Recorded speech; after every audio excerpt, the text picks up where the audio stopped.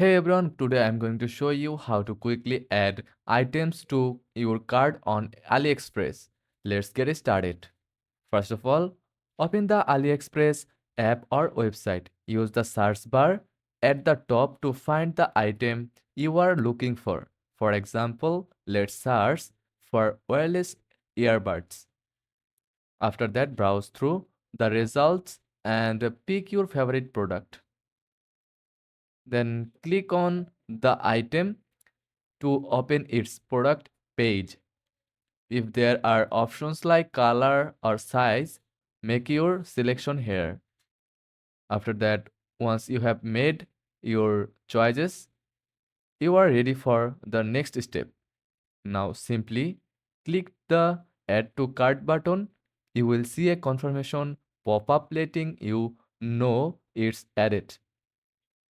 And that's it, your item is now in your cart and ready to purchase whenever you are ready.